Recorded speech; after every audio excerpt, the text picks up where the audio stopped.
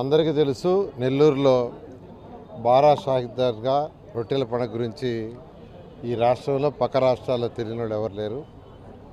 ఈ నెల 17వ తేదీ నుంచి వారం రోజులు యాక్చువల్గా బారా షాహిద్ దర్గా దగ్గర రొట్టెల పండుగ జరుగుతుంది.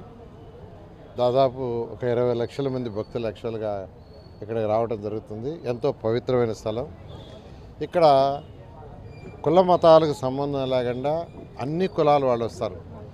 ఈ యొక్క రొట్టెల పండుగ, ఈ బారా షాహిద్ దర్గా ప్రత్యేకత ఏంటంటే, బారా షాహిద్ దర్గా పక్కనే స్వర్ణాల చెరువు ఉంది.